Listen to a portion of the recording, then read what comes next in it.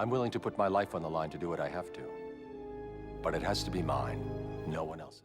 Hey, what's happening, people? It's Batman here with another video, and it seems we are back talking about another Batman movie. The last one we looked at, Batman Hush, was an abomination, and I found that everyone was in agreement for the most part. But now, we're diving into a good film. One that takes the beautiful foundation of Batman and expands on it. The title is a bit of hyperbole because I wouldn't say this film is perfect in every way. The Absolute Worst and Absolute Perfection series are meant to be me going in depth on a movie I think is overall bad, despite having some good qualities, and vice versa. There's probably a myriad of things I missed in the last video, and there's probably going to be things I miss in this video. Before we get into today's topic, I'd like to address something that I thought might be a problem or inconsistency that arose during my last video, or that might come up sometime in the future. Comic accuracy. In the last video, I compared the animated adaptation of Batman Hush to its source material, and I want to make it clear that I have varying standards for comic accuracy. It all depends on context. Batman Hush took the name, plot, characters, and look straight from the book. Their attempt was to adapt the original story, and they failed miserably. That's when comic accuracy mattered. They tried to adapt a previously existing story and failed. Therefore, it is of poor quality by that standard. Here's where things get a bit fuzzy though. I love MCU Spider-Man, specifically Spider-Man Homecoming. I feel inclined to say it is a well-crafted film, but it is not comic book accurate. Neither is Far From Home. In fact, MCU Spider-Man is a pretty big departure from what its comic book counterpart is. Homecoming is a bad adaptation, but it is still a good film. When we want to talk about comic accuracy, then yes, the MCU fails at adapting Spider-Man. This can be and has been qualified before. Batman Begins is a poor adaptation of Year One in terms of plot structure and characters, but it is still a fantastic film because of its plot structure and characters. Regarding film discussion, people try to argue that a poor adaptation is a negative of the film. It can be when we're strictly talking about comic accuracy, but when we discuss writing and character work, it's not a plus or a minus. That's a point I failed to address in the last video. Comic accuracy becomes an entirely different discussion that should be just as welcomed as other discussions. With that out of the way though, let's dive into the topic of discussion for today.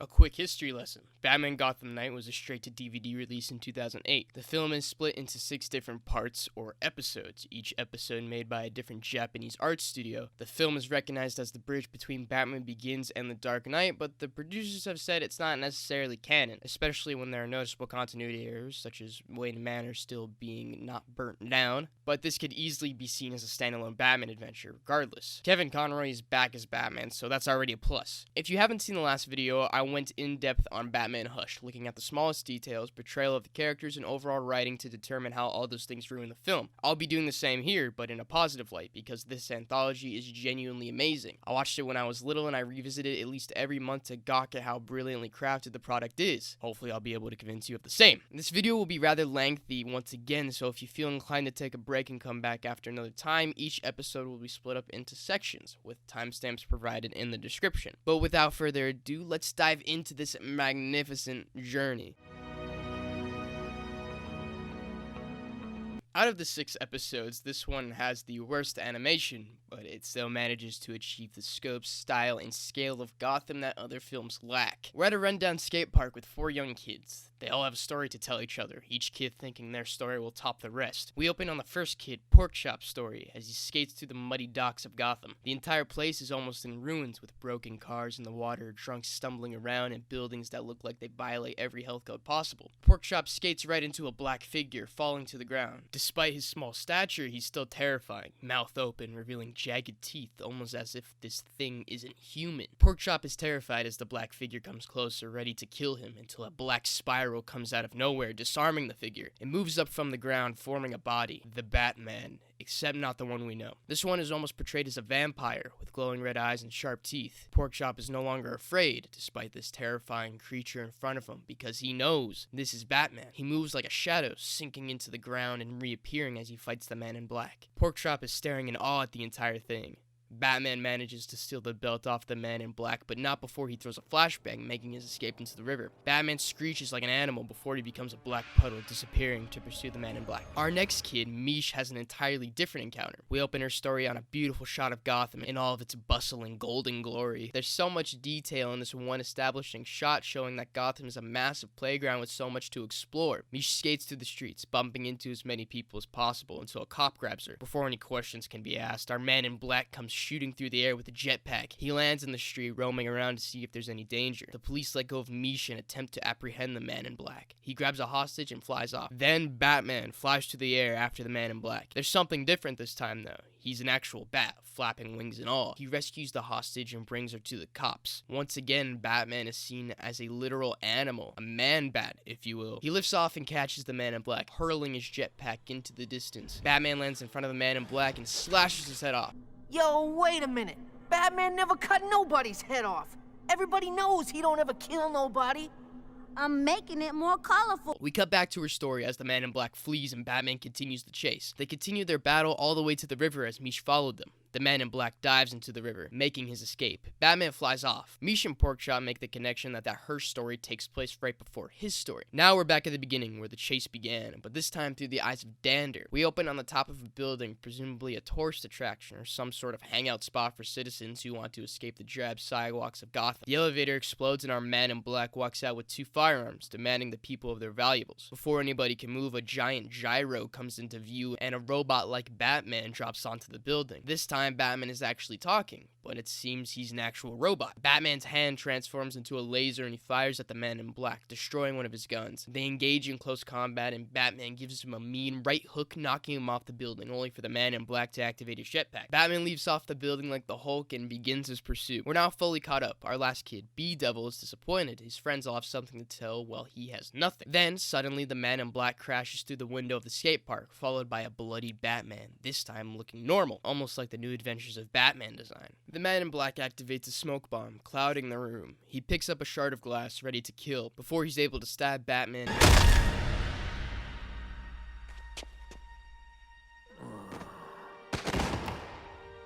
Batman looks at him with approval, thanking B-Devil. He picks up the now unconscious Man in Black and slowly backs away into the smoke, disappearing for good. B-Devil is starstruck as his friends run up to him, frantically asking him what happened, and he simply responds with, Man, have I got a story for you guys.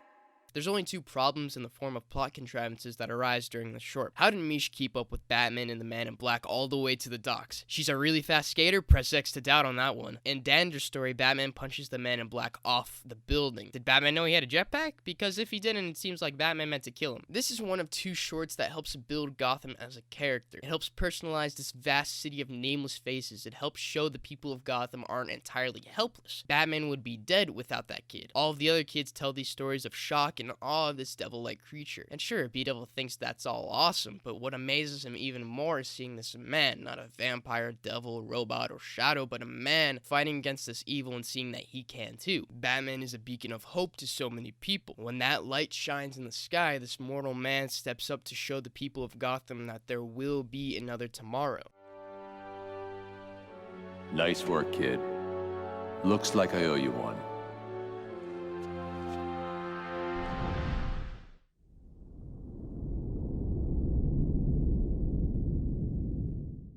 We open on the GCPD as the cops and detectives lounge around in their office working. In the background, a news report is talking about Bruce Wayne launching a new satellite. That'll be important later. We zoom in on one detective, Chris Allen, as he stares at Lieutenant James Gordon's office. A large shadow comes into the view of the window, presumably Batman. His partner interrupts his train of thought. Detective Allen looks on in dismay. It's clear he's not a big fan of Batman. Gordon calls him and his partner, Ramirez, some of you might recognize her from a certain other Batman movie, into his office. Gordon tells the 2 that their job is to deliver the Man in Black, Jacob Feely, across the Narrows, presumably to Arkham. Detective Allen tells Gordon that Maroni's guys, familiar, are gunning for the Russians tonight in the tri-corner of Gotham and questions if now is really the best time to be delivering a prisoner. He also expresses his distrust with Batman.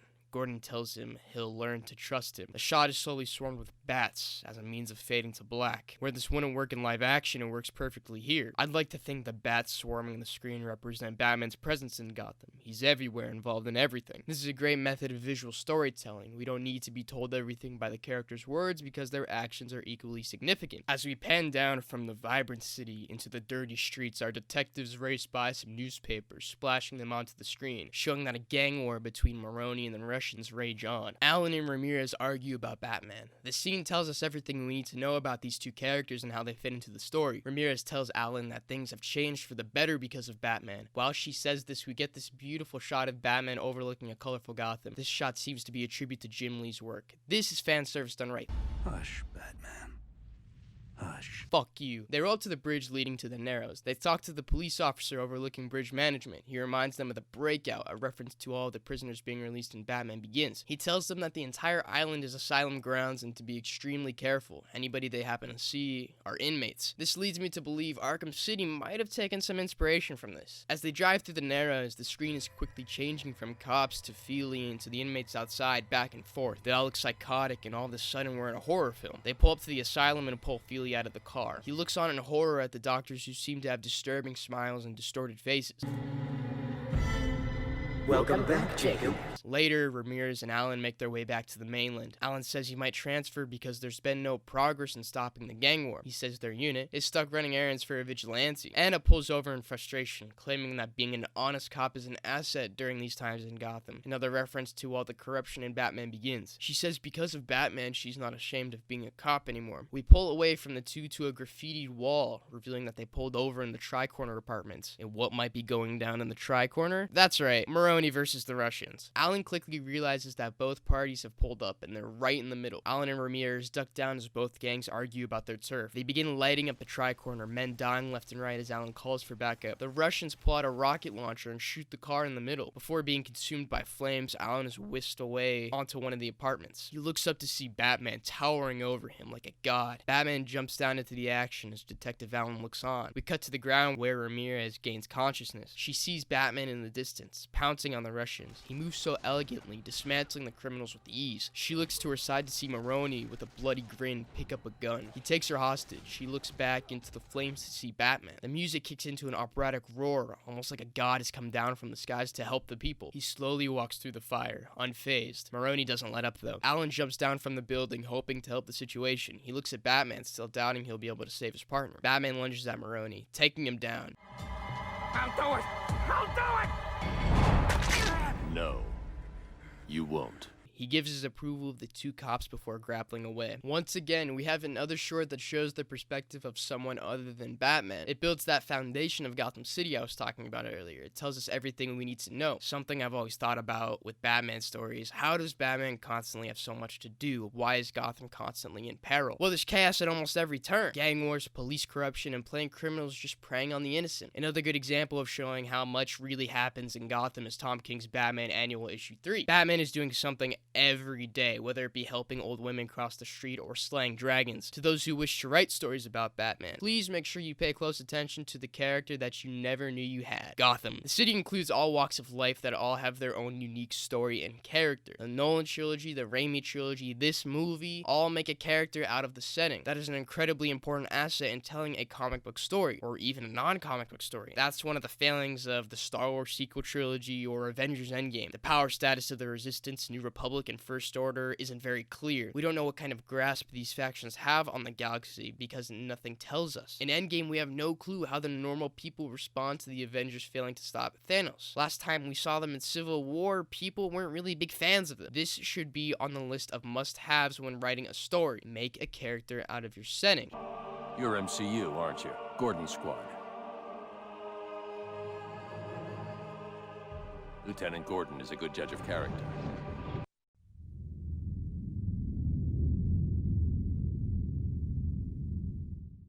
Bruce walks into the lab of Wayne Tech with a giant piece of a satellite laying on the ground. He greets Lucius Fox. Lucius hands Bruce pictures of the yachts the Russians and Italians are hiding out on. If you remember in the last episode, it was mentioned in a news segment that Bruce had launched a new satellite. That's how they got these pictures. Lucius explains that an electromagnetic pulse managed to crush the satellite from the inside. He wants to replicate what happened, so he decides to use the Batmobile. Once he turns the car on, everything metal begins floating. The goal is to create a navigation tool for satellites, but the circuit they're using doesn't seem to be working, so they decide to test it as body armor. Lucius put a sensor into the circuit that detects high-pitched sounds, particularly gunshots. It charges the circuit and triggers a force field. Bruce is astounded by what he sees. One of the highlights of this episode is the character interactions. Bruce and Lucius talk like friends. Bruce acts like a human being. There is wit and attitude to his character. He's not a block of wood. Somebody pulls a rifle, though, you better duck.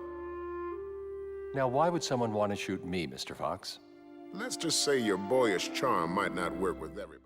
We cut to the first annual golf tournament funded by another Playboy philanthropist. This is meant to be an alibi for Bruce while he goes after the gang, so it's pretty unimportant. Later that night, Maroni demands his men find the Russians. From a distance, Batman begins piloting Maroni's yacht, crashing into the Russians' yacht. Before they begin their gunfight, Batman leaps down. The gangsters begin firing, but their shots bounce right off of Batman. He takes them out swiftly and pins both Maroni and the Russian leader to the wall, and demands that they each take a separate piece of territory for the time being, at least until Batman can find evidence to convict them. On the other yacht, a straggler opens fire on Batman. The bullet bounces off his armor and hits one of the Russian goons. Batman neutralizes the straggler and looks on in horror at the wounded thug.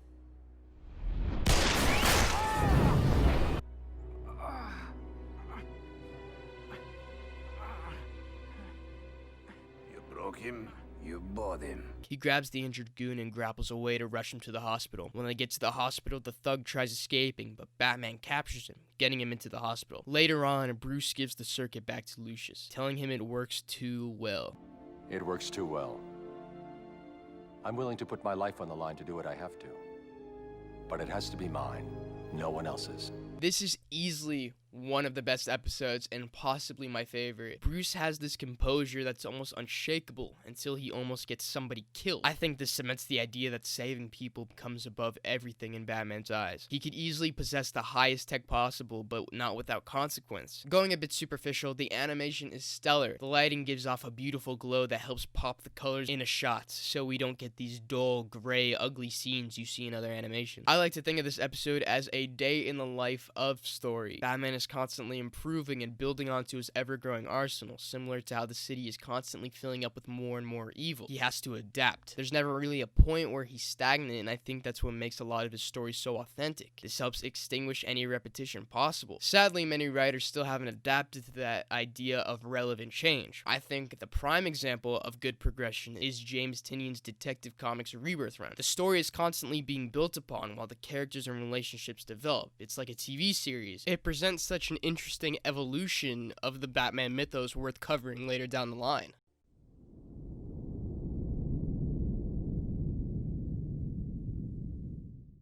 The camera races past the raining Gotham, lights in the sky, music blasting your ears out. We stop on a building with two gargoyles. One of them stands up to stare at the signal in the sky before jumping off the building. We're on the ground with Commissioner Gordon, Detective Ramirez, and Detective Allen at a crime scene. Behind them, a priest flails his arms around, screaming in terror. They walk into an abandoned church. It's reported that a giant creature has been kidnapping people around Gotham. They walk deeper into the catacombs of the church, but Gordon ends up telling the two detectives to leave. Batman hangs down from the ceiling to share info with Gordon. Scarecrow has become the main suspect, seeing as he's been roaming around ever since the end of Batman Begins. Batman thinks the two are connected, so he decides to go after the giant lizard creature. He leaves Gordon, vanishing into the floor. All of these shorts manage to make Batman seem otherworldly because it's so easy to achieve that effect in animation. Batman moves through the sewers, tracking the monster's footprints. He passes by a group of homeless, asking about the monster. The homeless man tells him he's called Killer Croc. He was once a man, but was mutated due to the chemicals in the water. Hey, Bat, when you're flying, what the city look like from up on high? It looks dirty. Over the comms, Gordon tells Batman that Croc used to be one of Crane's patients in Arkham Asylum. On top of the mutation, he has a skin disease, sharpened teeth, and an itch for murder. Before Batman continues, the walls collapse around him. Killer Croc comes out of the water. He gets a huge fear toxin-induced bite into Batman. He shoves a bomb into Croc's throat, scaring him away for good. Batman moves toward a light at the end of the tunnel, people chanting in the distance, worshipping Scarecrow as he proceeds to kill one of the kidnapped victims. Batman drops down, taking Crane's followers out. He moves with such ease like he's working off of instinct and takes out Scarecrow. He grabs the priest and pulls him up onto a column. In order to escape, Batman floods the catacombs. He and the priest are pushed through one of the pipes, out into the open. The shot quickly turns blue as they both fall out into the city. Batman returns the priest to Gordon, then runs off into the night. This is a really cut and dry episode. Its value is in the animation and coloring. We'll have shots full of blue or full of brown, yellow, or green. I don't have much praise for this one because most of it is just dumb fun entertainment. On a side note, we also get a slight confirmation that Killer Croc is essentially in the Nolanverse.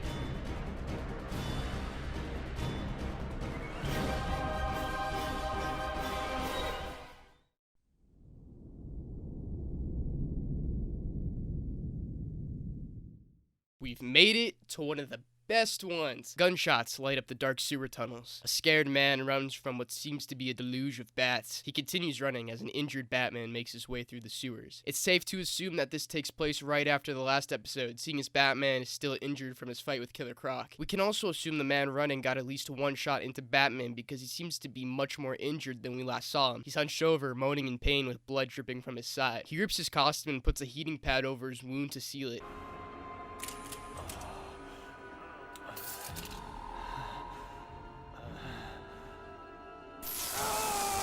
As he screams in pain, we cut to another man doing the same. We're now at a time in Bruce's past, before Batman. All around him, men are being crudely operated on. We learn that Bruce signed up to help with a relief effort in India, following in his father's footsteps, being a surgeon, but not a very good one. The entire short cuts back to Bruce and to Batman in the past and in the present. We're now with Batman in the sewers as he tries to make his way up to the surface. One of his handholds break and he falls down, landing on pipes and brick. We're back in India. Bruce is trying to get more training, but the one group he found won't accept him because he doesn't seek truth or enlightenment. But there is someone else willing to train him, a woman named Cassandra, strong in the ways of controlling pain. Bruce says he wants to know how to deal with his pain, physically at least. We're back in the sewer. Batman is huddled in the cold. He contacts Alfred for a pickup. In India, Cassandra begins teaching Bruce. She tells him that pain is something more than physical. It can be controlled through the spirit. As Cassandra lectures Bruce, we get a montage of him meditating and Batman climbing through the sewer. He walks on hot coals, does acupuncture. And guess what? He doesn't want to bang Cassandra. After months, Bruce finally asks Cassandra how she came to be where she is. When she was a child, she pretended to be a boy in order to learn the techniques that she teaches Bruce. She's eventually cast out, her village hating her, calling her a witch. Bruce asks why she doesn't leave. Why? Because this is where I belong. In your life. Isn't there such a place? Much like Bruce believes he should be in Gotham. This is a great way of showing those thought bubbles I was talking about in the last video. We don't necessarily need to explicitly see what Batman is thinking as he roams through the sewer. It's much more subtle than having him narrate all of this. And I think it's pretty brilliant to have Cassandra be the voice in Batman's head as he struggles to keep going. Back in the sewer, Batman is right below the street. He sits down in the garbage waiting for Alfred. He feels something hard in the piles of trash.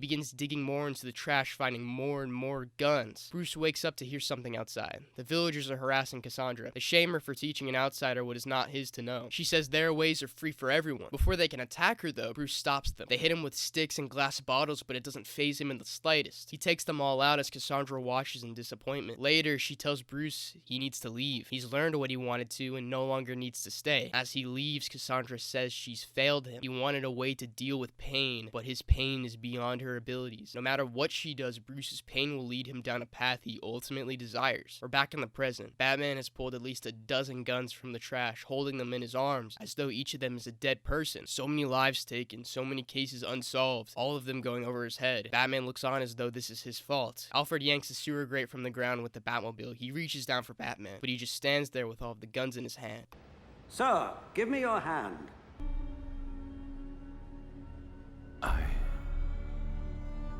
I can't. I love this episode so much. The animation grounds off the bombastic action that we've been watching for the past few episodes and stops to talk about Bruce Wayne. This episode shows so much of Batman's psyche that some seem to miss. This never-ending war on crime will always result in pain and suffering no matter what happens. But what truly matters is getting back up. I feel like this takes the line from Batman Begins and expands on it. Why do we fall, sir? So that we can learn to pick ourselves up.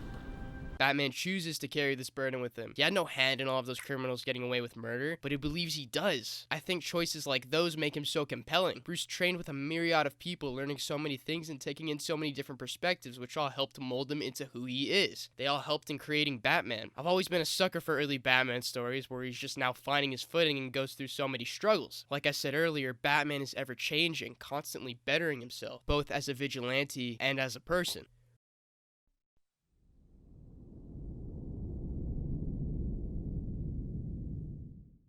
Bruce stares into space. He thinks about that night, every vivid detail of the night his parents were murdered. Later, as Bruce trains, Alfred drops the bag of guns we saw previously on Bruce's desk. Elsewhere in Gotham, a man in red begins aiming his gun, firing it off into the distance, the shot landing in the head of a partygoer hundreds of miles away. He leaves behind the shell of his bullet, marked with the initials DS, Deadshot. The next day, an unnamed stranger hires Deadshot to kill Jim Gordon. Later that night, Detective Chris Allen tells Batman about the hit on Gordon. A small detail, but one worth mentioning. Detective Chris Allen has changed since the first episode he was in. He now trusts Batman, and it's kind of unfortunate that he wasn't in The Dark Knight or Rises. Gordon hops into a squad car with a group of bodyguards as Batman follows from above. Deadshot sits in a train car, aiming at Gordon. But before his shot lands, Batman hits the bullet with his gauntlet. He locates Deadshot and the chase begins. Batman gets the upper hand against Deadshot despite getting shot in the stomach. While this fight was short, the animators still managed to flex how far they can go with making this look like a comic book come to life. Deadshot confesses that he was hired by the Russians to draw out Batman and kill him. He knocks Deadshot out, leaving him for the cops. Later, Alfred patches Bruce up. He reflects on the night in the alley again.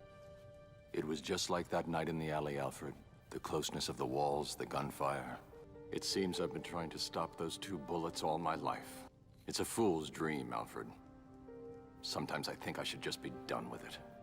Perhaps you're right, sir, but something tells me you have a deeper purpose. This episode is amazing. It feels like the payoff to all of the world building and character development the other episodes did. Even though the animation is vastly different every episode, it still feels like the same Gotham, the same Batman, the same everything. I think my only complaint with this short is Batman never really did anything with the guns he found in the sewers. It would have been cool to see him scraping for fingerprints and tracking down every owner of the gun. This way, Bruce can get some form of closure. But even then, this final scene gives Bruce that closure he was looking for. My love for this movie is through the roof. The animation, the acting, and the story are all a testament to who Batman is. It's the perfect answer to why is Batman such a good character. It has so much to do with the environment he's put in and the characters he's around. There's something so meaningful in the idea that this one man dedicates himself to fighting for people in need. He's noble and heroic, but we have to remember he is flawed. He does fail. He does experience pain. Everything he does is a learning experience.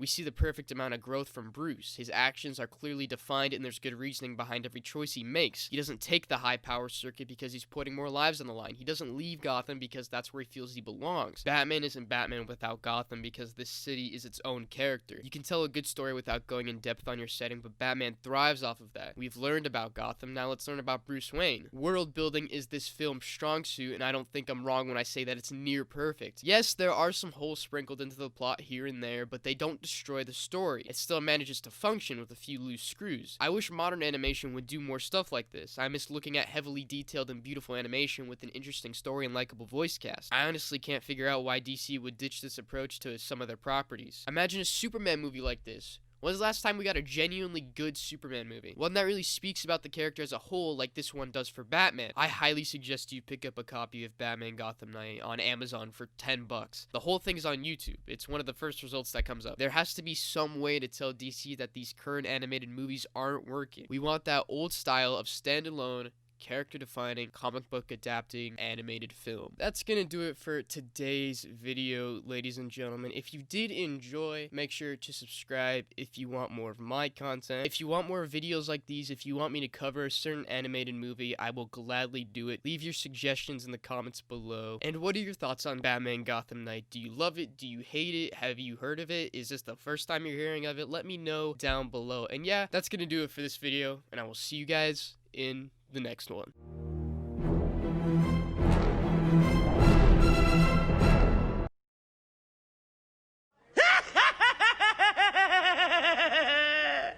I've been so alone ever since I left the tribe. That's just how it goes, guess I like the lonely vibe. But they'll never know, cause I'm always on my